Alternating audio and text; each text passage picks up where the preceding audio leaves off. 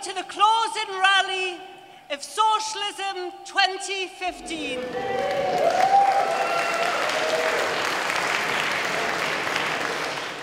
My name's Elaine Brunskill. I'm the Regional Secretary from the Northern Region, and I've got to say I'm extremely chuffed to be chairing this rally.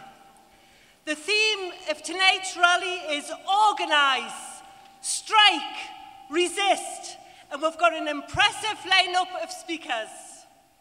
Socialism 2015 has been an inspirational weekend, and we can see that socialism is back on the agenda. The cold cruelty of Osborne's and Cameron's government has been laid bare. We're now seeing the vilification, the scapegoating of the poorest, the weakest, the most vulnerable in society. Savage austerity and cutbacks that are designed to ensure that it's us, the working class, who pay the price for capitalism's failure. In the words of the billionaire Warren Buffett, this is class war. But it's my class, the rich class, that's making war, and we're winning. For the rich and for the super rich, it's a case of the haves and the have-yots. According to the High Pay Centre, top chief executives, their pay since 2009 has went up by 40% to an average of 5 million. That's 183 times the average wage. It's the type of pay differential that you get in the underdeveloped world. At the same time, our class is taking a battering. Over 2,000 steelworkers in Redcar have been thrown onto the scrap heap. What was once regarded, the NHS, what was once regarded with envy with the rest of the world, is now in meltdown and in a state of crisis. And of course, in an attempt to smooth the way for even more barbaric cuts on our homes, in our jobs, in our services, Cameron, Osborne, and their odious toffs are ramping up the war machine, attacking the democratic right to strike. But let's be clear, this is a weak government, and they're terrified of the organised working class. Tories understand that the unions represent the biggest potential threat to their austerity programme. Now, at this rally, we understand that capitalism contains the seeds of its own destruction. And I was on a recent demonstration up in Newcastle, and there was of junior doctors, and we were really loud on the demo. And I heard a group of these junior doctors saying, "Ooh, we're next to the socialists." And even this section of people have been pushed into having to fight. We've now entered a period where an increasing number of people are saying enough is enough. Now we've got to fight back. And of course, the election of Jeremy Corbyn is a reflection of that mood. But the Blairites are sharpening the knives. Peter Taft mentioned yesterday about Tristram Hunt, saying to a group of Labour students at Oxbridge and Cambridge, "You are the top 1%. The Labour Party is in the shit." And of course, Tristram Hunt was the odious individual who crossed a UCU picket line in order to give a lecture on Marxism. Now, the Socialist Party and TUSC, the Trade Unionists and Socialist Coalition, we can play an important role fighting against the Blairites. And of course, TUSC will continue to work with Corbyn MPs and councillors where possible, where they're prepared to fight austerity and fight the cuts. And on this note, our first speaker tonight, Dave Nellist, who's the chair of TUSC. It's now actually been over 20 years since he was a Labour MP, but I think it's a testament to Dave that quite often on Socialist Party stalls up in Newcastle, when I've mentioned that we need workers' MPs on workers' wage, ordinary people on the streets have said, oh, I can remember when Dave Nellist did that. So comrades, let's get this rally started. Please give a loud applause to Dave Nellist.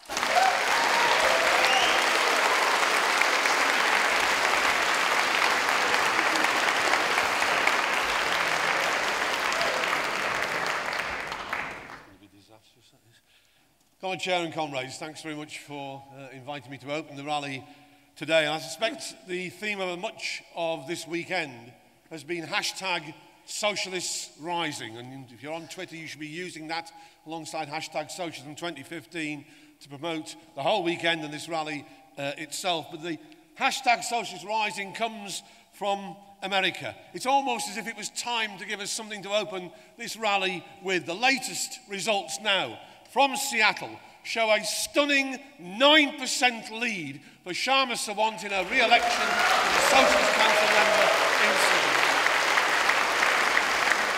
Sharma has been victorious against the candidate backed by rich corporations, though it's worth making the point that Sharma's campaign raised more money from small donations than even what the rich corporations of America gave to her opponents. And that was because her campaign tapped into the pre-existing mood in America for millions for whom capitalism isn't working. Grafted that an imposing candidate in the form of Sharma, who spoke here at Socialism last year, the policies for a $15 an hour minimum wage, for rent controls, for taxing the rich and corporations. Now, not that that in its widest sense made those people into socialists. It was their experiences of insecurity, of low pay, of lack of decent employment, which causes them to question the way society's organised, and that, like the Seattle campaign, which pointing the way to change has been the function of this weekend for us and for our party, to harness that anger and show a way that people can win. Because Britain's no different to America in that sense. Millions in work for the last decade, suffering stagnation or falling wages. At least 2 million facing the insecurity of 0-hour contracts. For the young, on top of that insecurity, a 50,000 debt if they've gone to university, and the chance of acquiring a home of their own slipping further and further away, unless, as one panellist said on Question Time on Thursday night, you happen to be the daughter or son of an oligarch here in London. And on key economic questions, it's been a rising and consistent mood amongst people in this country to say that the public ownership of essentials, whether that be rail, energy or the post, by 2-to-1 in favour. When it comes to taking private property profits out of the NHS, a 4-to-1 majority, and that's what Jeremy Corbyn tapped into. But it was significant, not just his election in September, but the fact that that is only the first step. Already, the policies which Jeremy put forward in the summer of that radical change have been neutered or disowned by shadow cabinet spokespersons almost every day since he himself was elected. And the reason is simple. Over 90% of the Parliamentary Labour Party, of Labour council groups, of the Labour Party machine do not support that radical socialism. And in fact, austerity Labour, which is still in charge of those sections of Labour itself, has been neutralised by its adoption of pro-market policies. Now, the suspension of Andrew Fisher, which has been in the news over the last 2 or 3 days, is the latest illustration of the determination of the right within the Labour Party. Like sharks, once they've tasted blood, they go away to tell their mates and they come back for more and for more. We've got 2 parties inside Labour now inhabiting that space. The one, Jeremy Corbyn and John McDonnell, inspiring tens, if not hundreds of thousands of people, but without power. And those within the Labour Party who control the aspects of the machine I've already mentioned. The bulk of the 200,000 who joined Labour over the summer and had a vote for Jeremy, their next vote is to decide who should be the county council candidates in 2017. That's the way in which the constitution of Labour currently works. That means the existing Labour councils and candidates in the May 2016 elections up and down the country. The ones who are closing care homes in Leeds, threatening to close libraries in Coventry, closing fire stations virtually all over the country, they can't be challenged inside the Labour Party because the new members don't get that vote until a year or two down the line. So if Jeremy remains a prisoner of the existing Labour Party constitution, then it won't be possible for that change to take place. And that's why it was so disappointing this afternoon that John Lansman, the director of Momentum, set up in order to harness the movement and the energy of the new members of Labour, refused to come to Socialism and debate with Peter Taff this afternoon. I think that was a mistake on John's part, not to openly discuss with the strongest force outside the Labour Party, but also because it seems to be an indication that Momentum is limiting its role, its challenge to austerity Labour, purely on constitutional basis. And don't take my word for it. Julius Caesar and Shakespeare about the tide in the time of the affairs of man, which taken at its flood can lead on to fortune. That mood in the summer of enthusiasm for radical socialism will not stay there inevitably unless it's harnessed in some serious way. So what is Momentum proposing? Well, its first national campaign, launched 2 weeks ago, which runs up to the 1st of December, is for registration of voters. Now, it's true that nearly 8 million people are not on the electoral register, and some 2 million are reckoned to drop off the register when changes come in on December the 1st. But it echoes an existing Labour campaign which recognises that the Tories will use those low registration figures to reduce the number of constituencies next year, which may disproportionately affect currently Labour-held seats. Now, it's not time to develop the point here, but enthusiasm or otherwise for using the right to vote is not just an organisational question. It's political. That's why 10 to 12 million of existing registered voters don't vote for anybody at general elections, because they can't see a party that offers a serious, realistic alternative. Now, conversely, over the next 4 weeks, TUSC will be writing to every one of the 2,300 Labour councillors and candidates standing for election or re-election in May of next year. We'll be organising delegations of local trade unionists to visit those councillors and to argue against local plans for cuts in jobs and services. And whilst it's possible that some local councillors may have been inspired by Jeremy and decided that they now intend to resist austerity, like the heroic councillors did in Southampton, Warrington, Hull and Leicester, and TUSC has worked with all those comrades in those areas. If we find councillors of that nature, TUSC looks forward to working with them against local austerity. But if we don't find councillors of that calibre, well, we stood over 600 candidates in the May elections this year, and we'll be prepared to stand as widely as that in the elections that are coming next year as well. Ironically, TUSC could be delivering Jeremy Corbyn's radical socialist agenda on local authority, resisting austerity from outside the Labour Party, whilst those who currently control the left within the Labour Party are restricted to a voter registration campaign. Now, that's not just an academic argument. Local authorities have already seen 40% of their budgets going, biggest cuts since the Second World War. Osborne on the 25th of November will announce in the autumn economic statement another £20 billion worth of cuts in local and national government departments, on top of the £12 billion that were brought into welfare this summer. It could be that half the remaining jobs and services in local government go. Workers who provide those services will have to struggle. Communities who rely on those services will have to struggle. And in my view, it's the job of socialists who support those jobs and services to be therefore struggling alongside those workers and communities, including standing candidates against austerity.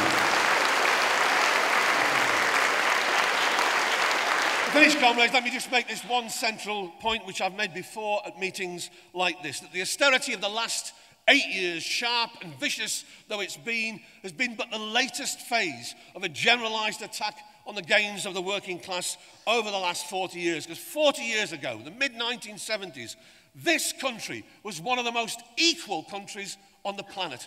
But in the last 40 years in general, and the last 8 years in particular, that balance has changed. From 2/3 of this country's wealth in the 1970s going to working class wages, now it's only 50%. And in the last 8 years, the richest 1,000 people in this country have seen their wealth double to £550 billion, whilst all establishment politicians are telling us that the only way to sort out the economic problems of this country is to attack the living standards of the working poor. There is no reason for that to take place, and we as a party, we as our involvement in TUSC and in our trade union work, are determined to resist against it. Politics in this country is essentially run for the interests of 117 billionaires and 350,000 millionaires. And we need a party that stands for the interests of the millions, not the millionaire class within this country. Jeremy has raised the hopes and aspirations that socialist change is possible, put socialist ideas back on the agenda. But to achieve, really achieve socialist change, to maintain that socialist change, to get full employment, decent living standards, free education, renationalisation of rail, of post, of energy and the other industries that were stolen from us requires a fundamental breach with capitalism. It requires the rational planning of the resources of this rich country. For that, we need socialism. For that, I urge you to join the Socialist Party and help us build for that. Thanks a lot.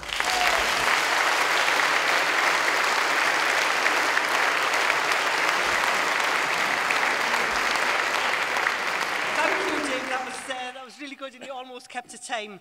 I first met our next speaker, Peter Pinkney, when he stood as a No to EU, Yes to Democracy candidate back in 2009. And I was actually his election agent. I cracked a rib as well during that campaign. But Peter is the president of the RMT, which is, of course, a militant trade union. And one of the things I particularly like is the motto that they've got, which is emblazoned on the T-shirts: when provoked, if provoked, we'll strike. And Peter is playing an important role in the fight against the Tory trade union bill. A warm welcome to Peter Pinkney.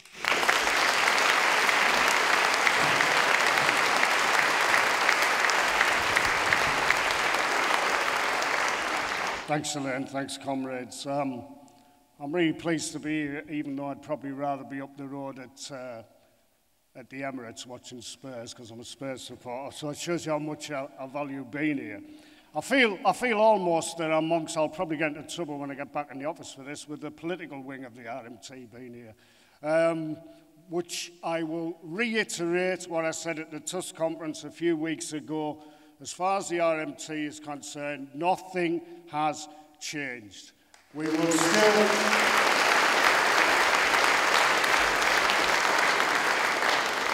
It doesn't matter what other left-wing groups are going around saying, we will still be supporting TUSC. And unless there's an SGM, which is unlikely, and I know the General Secretary Mick Cash is against that as well, nothing would be done till next year, and we've seen nothing to give us any reason to do so.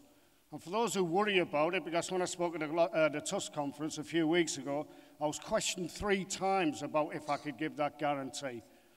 I am the president of the RMT. I am in charge of the rule book. I am in charge of the Constitution. And I'm telling you now, for the last time, nothing has changed.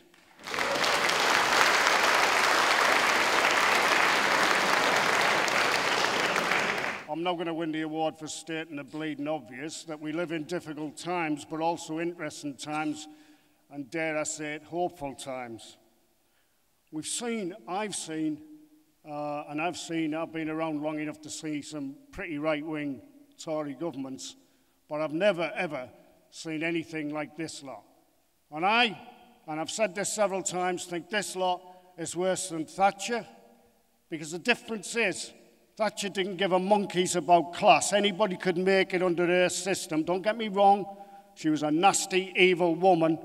But this lot, if you aren't part of their class, if you aren't Oxford educated, Eton, Harrow, etc., you've got no chance. And they absolutely hate us. And one of the things that they've done straight away is bringing this anti-trade union bill. And I want to talk about that because I spoke again the other day at the lobby at Parliament, all well and good. I can imagine all them Tory MPs looking out the window at government saying, oh yes, there's some trade unions demonstrating again. So what? And that's the point, comrades, so what? This year, I again had the happy, unhappy honour to move the RMT resolution calling this time for a generalised strike. And again, there was objections to it from the General Council. And I've said this before and I'll say this again. I'd be more worried if the General Council was supporting the RMT in what we do. But the problem they had was what generalised means. Well, what do you think? It means a bloody general strike. And that's what we have to demand. I don't care whether it's a series of strikes across the country or one all-out strike. But marches, demos, etc. are all well and good. But at the end of the day, you will march on a Saturday, everybody feels great, Monday you're back at work, you might as well have wrote a letter to the Times newspaper for the amount of good it does in the long run. And let's not be mistaken, 76% of this country didn't vote for this government, have no truck with this government. And I stood on a picket line a few months ago at Brixton for 2 days, for about 7 or 8 hours a day. 4 people in the 2 days come up and give us abuse.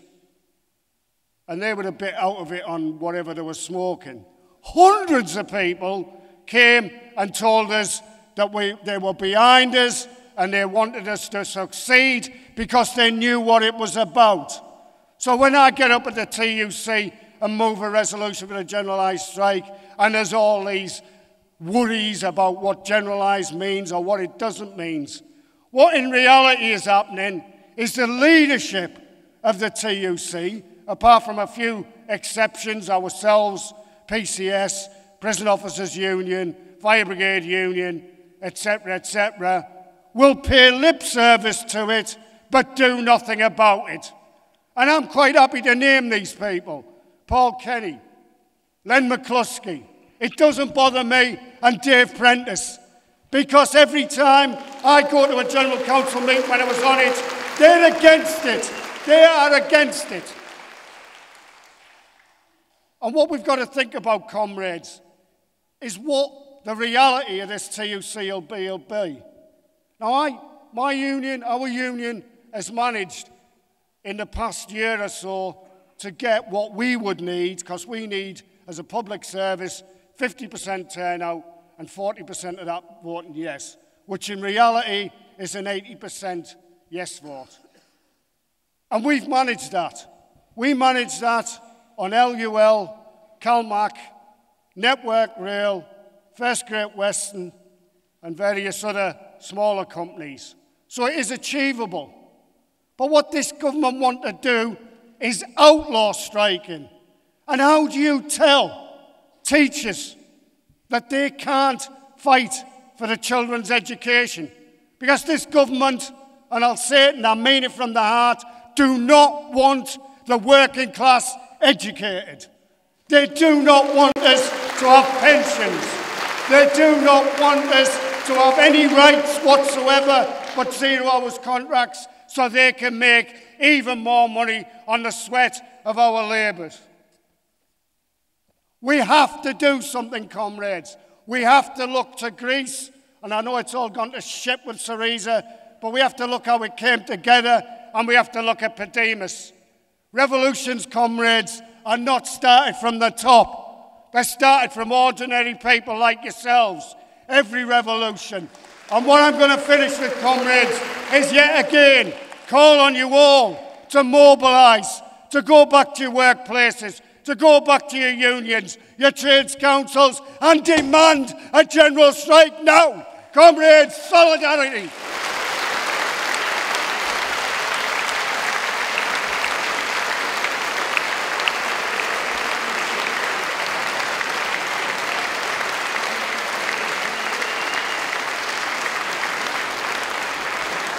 Thank you, Peter. That was fantastic. Now, nationally, over 450 councillors signed up to support Jeremy Corbyn. And of course, that is good, but it only represents 6% of Labour councillors. And when Gateshead, where I live, there's seething anger. The council is looking at closing or privatising a respite centre for children with disabilities. And there's been a real backlash against this. The council leader in particular, who stated on local television that it's a small percentage of the population that take up over 50% of the budget, and the people are more interested in getting the grass cut than looking after disabled children. Now, we've also heard that the council workers have been banned from protesting about the respite centre. Now, our next speaker is a Socialist Party member. It's Roger Bannister. He's standing in the election in the Unison General Election, I'll get this right, Unison General Secretary election. And I've just got to say what a difference it would make to those workers and those service users who are struggling to keep that centre open and others. Please welcome Roger Bannister.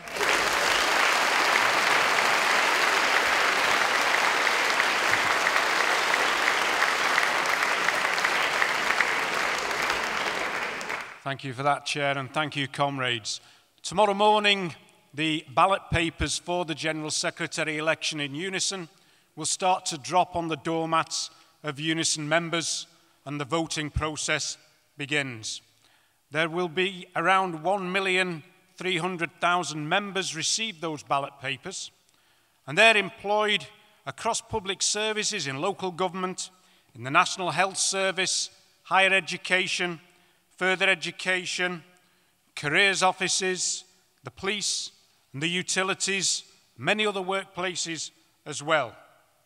And since the last election for General Secretary 5 years ago, those members have faced the worst aspects of the austerity policies, first of the coalition government and now of the majority Tory government. They've been absolutely hammered over those 5 years. They faced job losses, redundancies, cuts to their pay, cuts to their conditions of service. In some years, many of them have had no pay rise whatsoever. In other years, they've had minuscule pay rises of 1% or less that don't even keep up with the increase in the cost of living. And that's despite the fact that in our biggest service group in local government, for example, our members have voted twice to take sustained all-out industrial action in pursuit of decent pay. What happens instead from the union? They take one-day strike action and then they grab the first poor offer that comes along.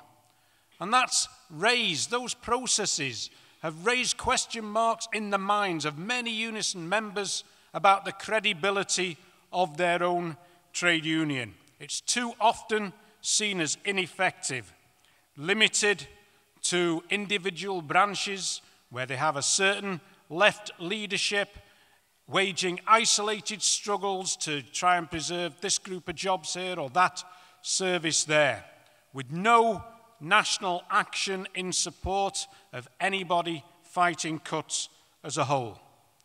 The union, I believe, lacks direction at the top. We have no industrial strategy to unite the trade union, and we have a wrong and ineffective political strategy as well.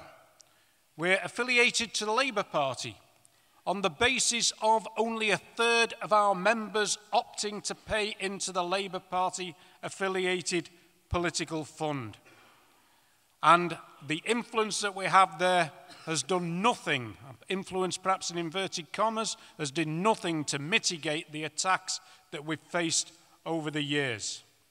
So against that background, it might be interesting to ask, well, what has been happening at the top of the trade union over that period, if they've not been fighting for pay, if they've not been defending jobs, if they've not been defending public services, then what have they been doing? Well, I'll give you an idea of one or two things that they've been doing. In the health service, they've engaged in concession bargaining, where the employers came up to them and they said, well, you've got a national agreement there and we want to rip it all up. And Unison said, well, don't rip it all up, just rip some of it up and we'll form an agreement. And that's what they did. They agreed at a national level to cut the conditions of service of thousands and thousands of our members and other trade unions in the National Health Service. They've landed themselves in a stupid poaching dispute with the PCS, the major civil service union. They should be our natural allies. They are a union that shares so much with Unison in terms of the composition of our membership, in terms of the structures of the trade union. We should not be going on a head-to-head with a union like that in the face of the attacks of the Tories. We should be looking to unite with a union like that, with a fine fighting tradition, to make common cause against the Tories. And thirdly, one of the other things they've been up to,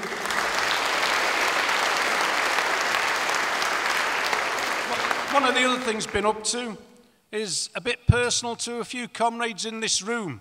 It is an illegal witch hunt against Socialist Party members and activists in the trade union that took 7 years to resolve before the courts ruled that the union had acted illegally against those comrades of ours. Now, I think that's a disgrace, a disgraceful record for any trade union. But I really think it's a particularly disgraceful record for the union that I'm a member of, that I've been on its national executive of since its inception, and that I've fought long and hard to try and make into a fighting trade union, in fact, worthy of the name of a trade union. Now, this election has what any racing enthusiasts amongst you might refer to as a crowded field. There are 4 candidates in it. Dave Prentice, the current General Secretary, we already heard about him in a comment from the previous speaker, and 3 other candidates. And on that basis, because I want to see change at the top of this union, I did offer to the 3 anti-Dave Prentice candidates the opportunity to meet on the basis that if we could agree on a single candidate to take Prentice on, then the other 2 would stand down. And I was totally sincere about that. I would have been prepared to stand down if necessary in favour of either of those other 2 candidates, but we couldn't get there. 2 of us played ball, 1 of them wasn't prepared to play ball. So we are where we are as far as the election is concerned, and I'm going out there tomorrow, in fact I started last week anyway, to campaign amongst Unison members to win that election to change that trade union.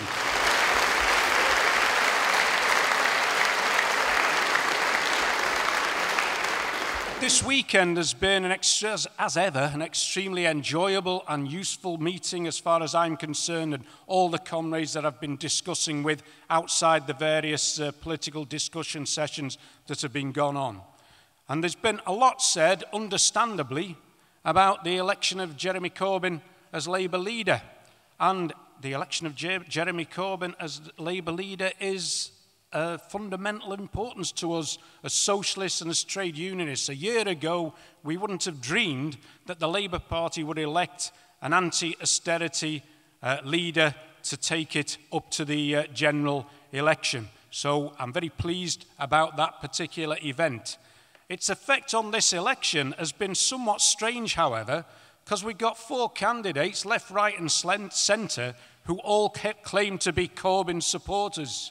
So I think Jeremy might need to define his manner a bit and define his appeal a bit to overcome that kind of confusion. And more particularly, and joking aside, it's led to accusations that I am attempting to mislead the members in relation to my attitude to our political fund. And I've been happy enough to oblige to clarify that, because my position is clear. I don't mind having a political fund that gives money directly or indirectly to help people like Jeremy Corbyn. However, the relationship we have at the moment means we also give money to help people like Liz Kendall, and all the right-wingers on the parliamentary benches that are desperate to stab Jeremy Corbyn in the back, and I want to end that system. That's why I am campaigning for flexibility of our political funds, to make sure that we give money only to candidates that will support and back Unison, its policies and our members, and not a penny of it goes to the hundreds and thousands of councillors up and down the country that make redundancies, that make cuts, that attack our members, or to politicians in Parliament that vote for the same kind of austerity policies as the Tories and the Lib Dems vote for. And if that means ending our affiliation and going along the lines that the RMT have gone along, fine. It's better than what we've got, where we spend millions of pounds on a party that hardly does anything for us. I hope Jeremy's election changes that, but at the moment I think we're entitled to say we'll wait and see, because our money is precious to us and our political support is precious to us. We need a strategy, a national strategy to fight cuts. We need decent, proper action to get decent pay awards for our members. And we need, I believe, somebody at the top of the union that has rank and file experience and that is prepared to lead the union from the standpoint of its members and not the standpoint of managing a well-heeled and well-paid bureaucracy. That's why I'm fighting this union on the basis of a worker's wage. I'm not standing in this union for personal gain. If I'm elected, I will continue to take my ordinary salary as a local government worker. And if I win, I will do my utmost to bring about the things I'm promising in my manifesto, because above all, I want to see Unison coming out fighting.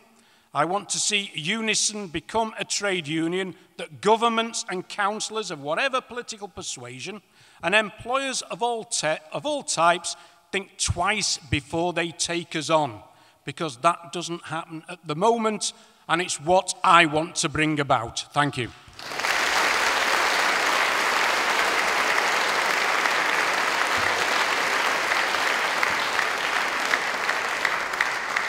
Thank you, Roger. Our penultimate speaker is from our Greek section, see if I can get this one right, Xekinima. And I've had the privilege of going to our CWI European School. And our Greek section always electrify that event.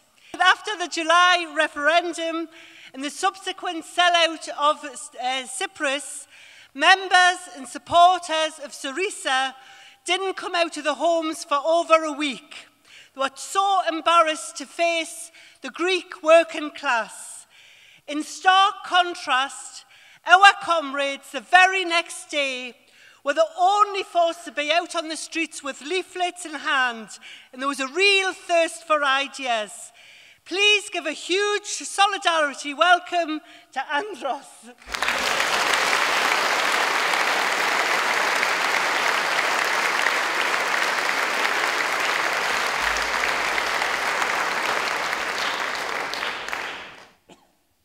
Thank you for the invitation, comrades. I'm sure you have followed the developments in Greece closely and have been inspired by the struggles of the Greek working class, which created the hope in millions of workers across the globe to break austerity at some point. You should also know that the Greek working class has also followed with thirst the developments across Europe and globally, hoping for support, looking for common struggles to fight against the common problems created by the global attack. The previous period has been one in which internationalism has gained new ground in Greece, but I also think internationally. I think workers across the continent and across the globe have followed each other's experience, trying to draw the lessons and the conclusions from this. And of course, the CWI tries to organize, to generalize the lessons from this experience. There are valuable lessons from the Greek experience. There are valuable lessons from the trade union and social struggles, but there are equally valuable lessons from the equally valuable political lessons, because the Greek working class built a party, tried to build a tool to fight against the ruling class, but that party joined the camp of the enemy. In the shortest period that we could imagine, Syriza crossed the border and went into the service of the ruling class.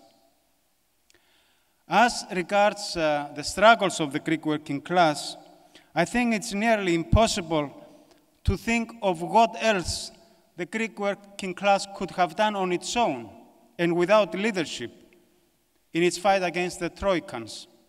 Because we should never forget that the magnificent, colossal struggles of the past years always took place, always were imposed on the trade union leaderships, who always played the role of strike breakers.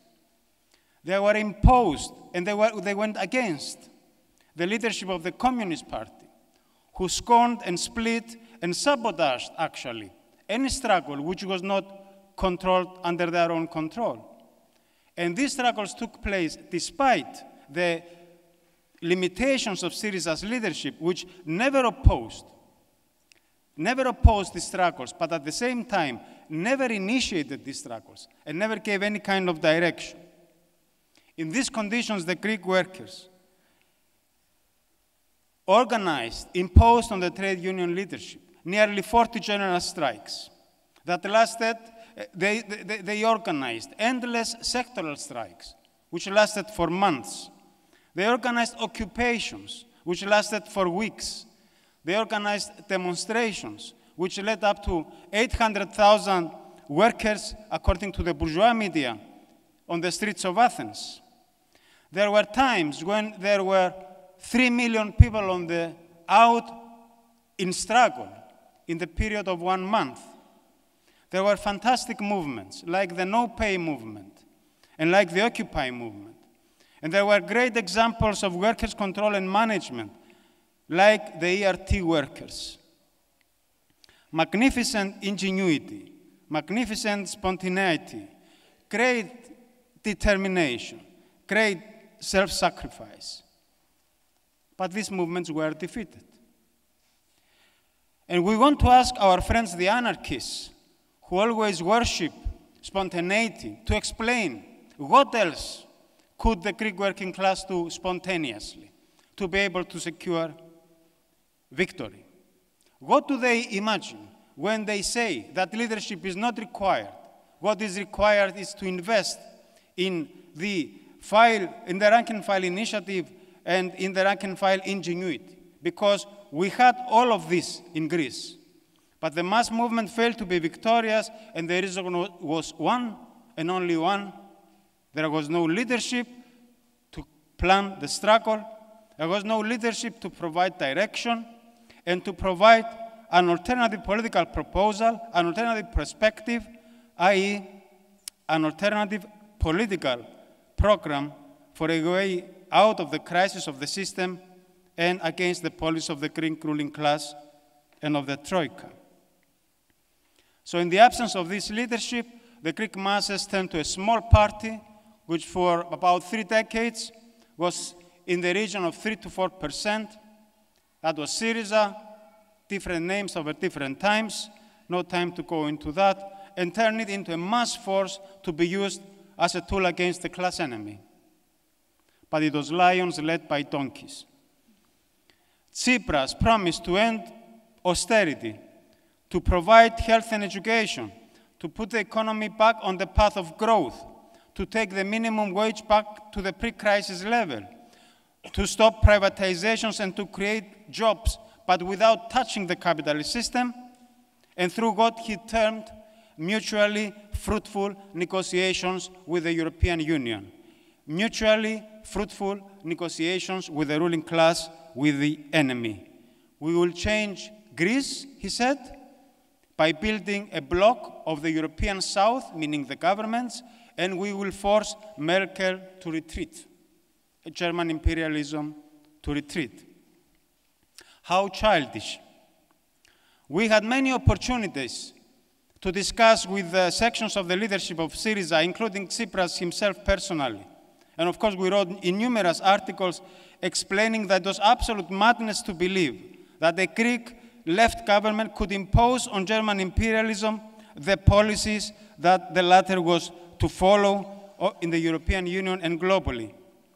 We said that it was absolutely certain, and we said that to Tsipras personally. It was absolutely certain that if a Greek government went ahead with a program like the one Syriza promised, which was not a revolutionary program, it was a soft reformist program, it would be kicked out of the Eurozone. The leadership of Syriza refused to hear anything which went against their silly convictions. They were absolutely convinced that Greece could not be kicked out of the Eurozone. And what is the result of this conception? Complete capitulation, the third memorandum, new attacks on the living standards, on pensions, and the biggest ever privatization program that even New Democracy was not able to apply. How does Tsipras justify their stand? He says, we did our best, we fought, but they were too hard with us. They actually blackmailed us. The leadership of Syriza is trying to justify their outrageous naivety, the fact that they never understood that of course they would be blackmailed, and of course, from the moment that the European Central Bank controls the currency of the country, the European ruling class would suffocate the economy, would strangle the economy, and force the banks to close down as they did. The truth is that the leadership of Syriza never understood class struggle, never understood the character of the capitalist system, and never understood the class character of the European unity. But what is even more infuriating is their attempt to lay the blame on the people for their own, to cover their own cowardice. The Greek people, the Syriza leadership claims, never gave us a mandate to clash with the EU. This is their actual words. So then, what was the referendum of July 5? That was a tremendous week to live through. It was like a conspiracy of the bourgeois of the whole planet against the Greek working class. The rulers of the planet from Europe to the USA and to China, they turned to the Greek working class and warned, don't you dare vote against our will. Don't you dare vote no, because we will destroy you. This was essentially the threat. The campaign we saw on the part of the Greek ruling class and on the part of the bourgeois media has no precedent. It was a daily, minute-by-minute bombardment of this threat. If you vote no, we will be kicked out of the Eurozone and then we shall burn in hell. This will be the end of life in Greece. And the Greek working class responded in line with its class traditions. You want to fight us? We are ready. You want to fight us? We will fight. 61% voted no. It was a colossal victory for the Greek working class. It was 85% voted no in the working class neighborhoods. 85%. And Tsipras says he had no mandate to clash with the EU. What an insult to the Greek working class. We shall build on these traditions of struggle. We shall build on the lessons drawn from the experience of Syriza. The working class needs a political leadership in order to be able to be victorious in its war with the ruling class, but not just any leadership. Not a reformist leadership that believes it can provide a way out through mutually beneficial negotiations with the class enemy, but a leadership which understands class struggle and is ready to take the battle to the end. In other words, a revolutionary leadership. Reformism stands out exposed and naked in Greece in the eyes of thousands and tens of thousands of Greek workers. We will build on this. Tsipras may have won the elections, but only because he called the elections before the mass of the population could understand what the measures that he intended to apply which were really the measures that the government intended to apply, which was really the practical substance of the third memorandum. And of course, as a result of this, we had the biggest abstention rate ever in the electoral history of Greece. Greece provides a very valuable political lesson. Reformism means capitulation and means betrayal. We shall build on this. The future belongs to the working class and to the ideas of revolutionary socialism.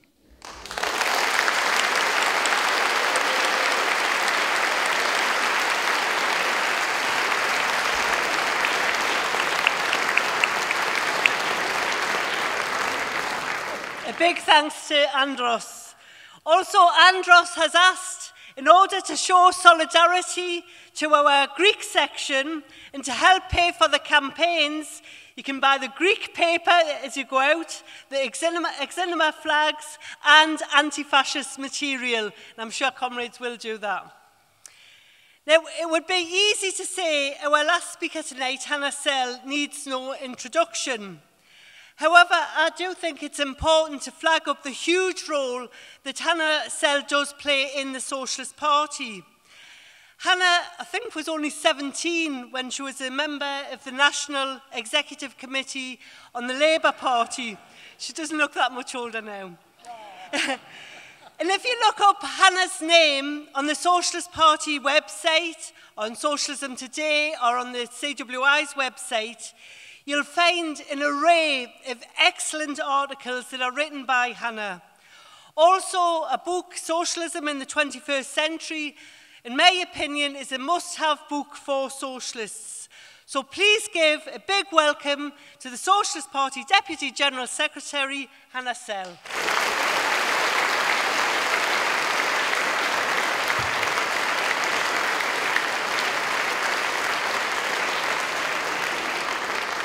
Okay, thank you, Elaine, for that slightly over-the-top introduction. And before you travel home, I've got a very few minutes to try and draw together not just the main strands from this very good rally that we've had now, but from the whole weekend. A weekend which I think in many ways has been one of the very best socialism events we've ever had. Now, it's an impossible task, but in my personal view, the very best thing about this weekend has been the magnificent enthusiasm and determination of all of you that have attended socialism. And that is summed up better than I can put it in words in the total of last night's Fighting Fund collection. We raised £29,915.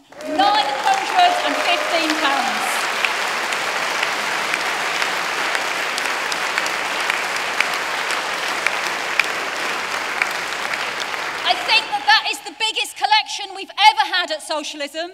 It is obviously very close to 30,000.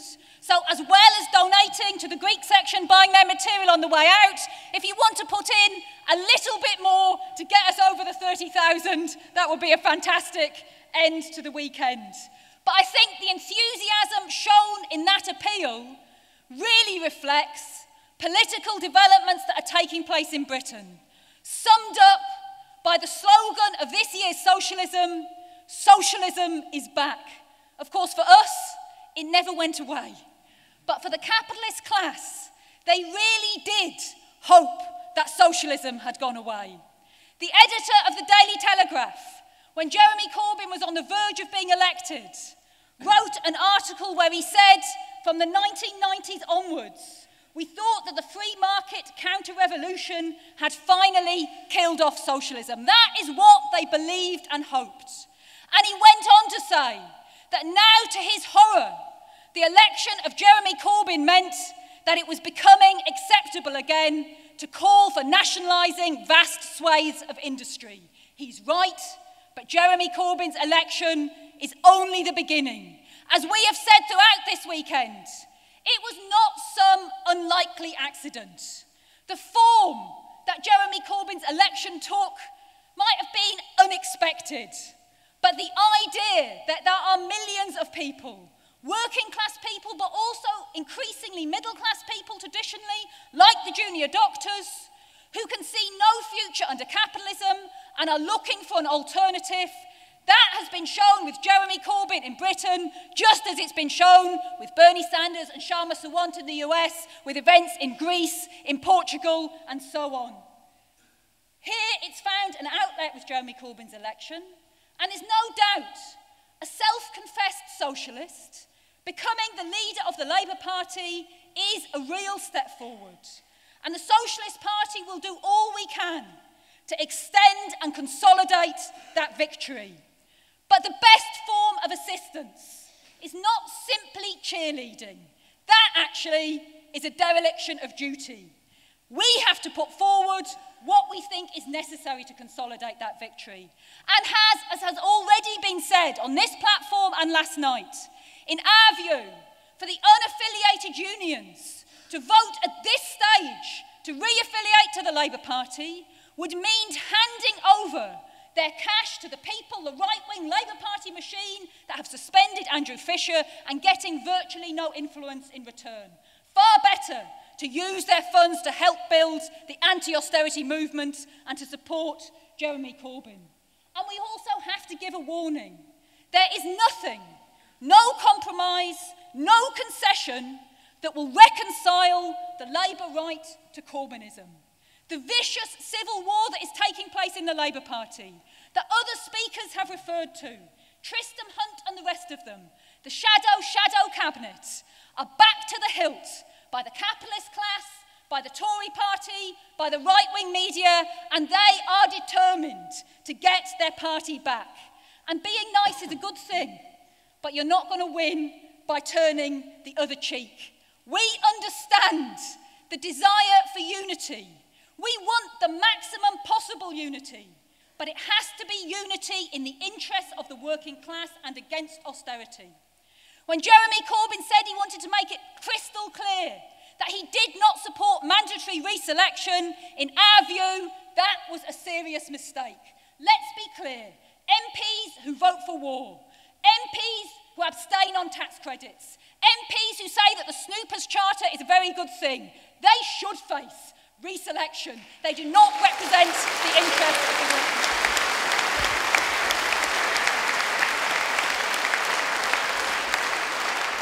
The right try and argue against reselection, saying, oh, well, then it's just the selectariat. It's a few Labour Party members getting to decide. Well, actually, we think if you're representing a party, the members of that party should have a democratic right to decide. But we go beyond that as well, because we don't just support reselection within the Labour Party. We call for a real right of recall for MPs. Say, for example, a third of the people in a constituency, the electors, are unhappy with their MP's performance, don't agree with them voting for cuts and so on. They should have the right to force a by-election, and those people stand on their own.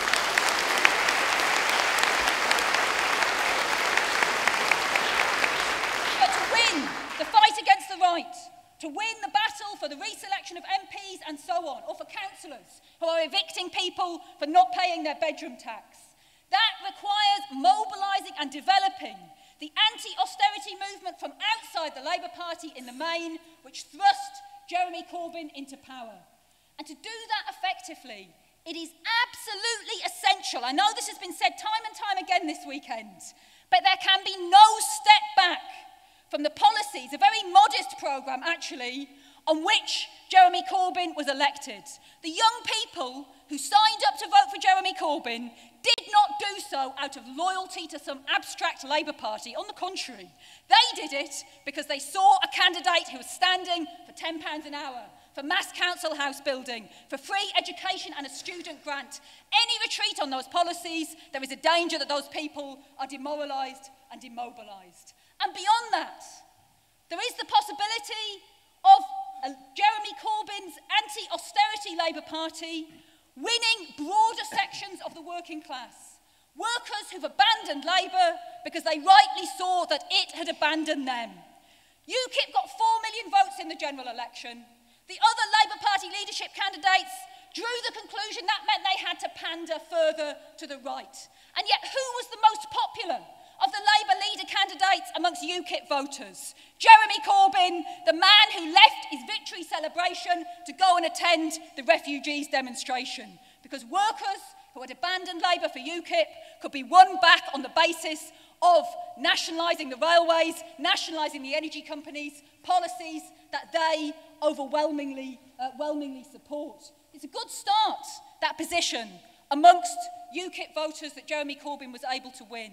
But it's not guaranteed that it will continue. It depends on building a firm anti-austerity position. It will be interesting to see what happens in the Oldham by-election, where unfortunately the candidate for Labour for the seat is the leader of the Labour Council who has carried out huge cuts in public services. Let's see what vote UKIP gets in that by-election. We will do everything we can to ensure that Jeremy's victory is the first step to the establishment of a mass anti-austerity party.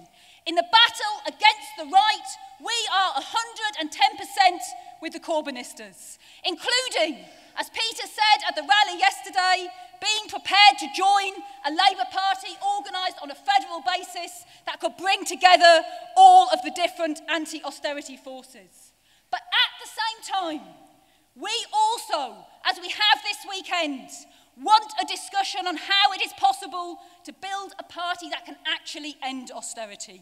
Greece shows in tragic and graphic detail that being popular, becoming a leader of a party, even winning an election is not enough.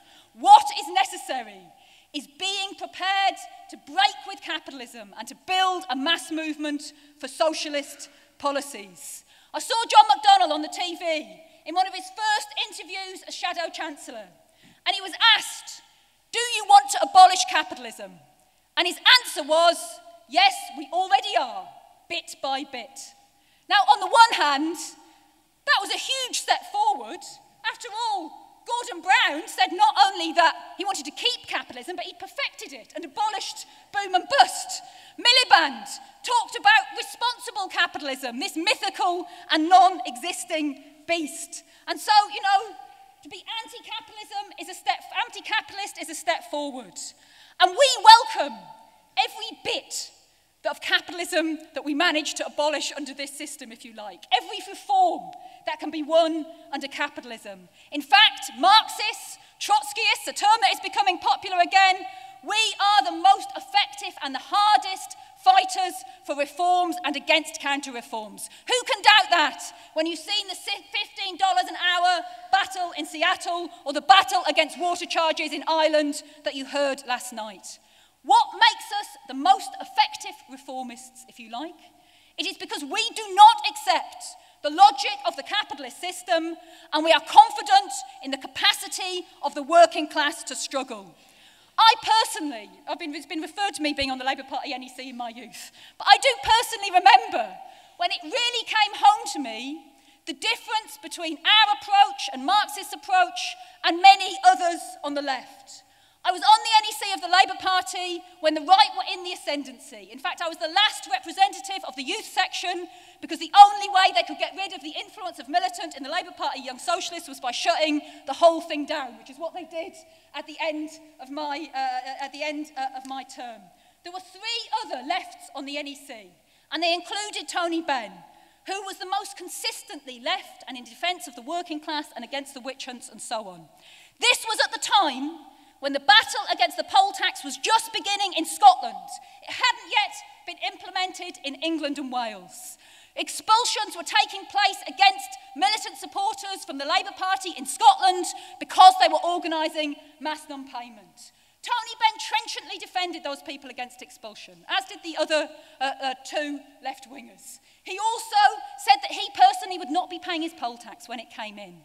But he also argued again and again that he could not call on anybody else not to pay their poll tax, because to do so would be putting working class people in a position where they might be facing the courts, it would be wrong, and so on. Now, in the event when mass non-payment developed, he fully supported it. But it was us that had the foresight to say, many people will not be able to pay. Many more will choose not to pay. We can organise a mass movement, as we did, that succeeded in defeating the poll tax and bringing down Thatcher. So we have a proven record of being effective reformists. But at the same time, you can't abolish capitalism bit by bit.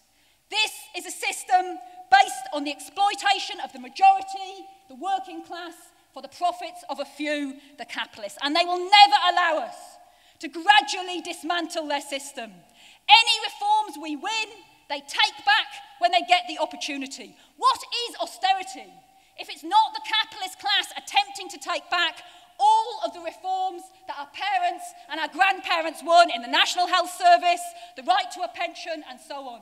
21st century capitalism is taking away even the few crumbs that we won in the past. That doesn't mean we can't win victories. We can and we will.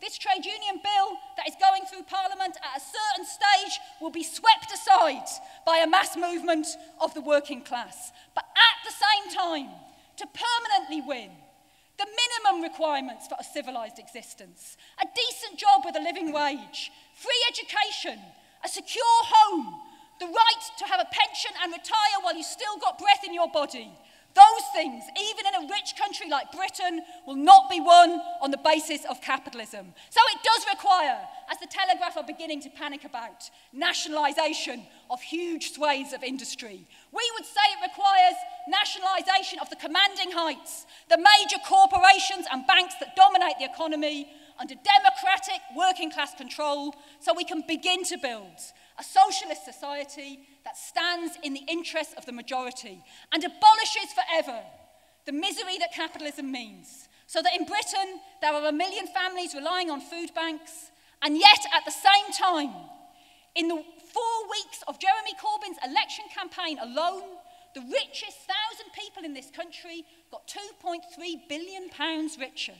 That is enough money to feed every one of those families, not from food banks, but with proper buying whatever they want from Tesco or whatever for at least 2 years. 4 weeks they made that much extra money, but to get rid of that gigantic inequality, to harness that wealth for the benefit of the majority, that means fighting for socialism. So I would say to all of you here, if you haven't already, you should join the struggle for socialism. We are the first wave. There are going to be many more, hundreds, thousands, millions at a certain stage, joining the struggle for a new society. But you want to be in the first wave. Join us in building socialist ideas, join the Socialist Party, and I hope you've enjoyed the weekend.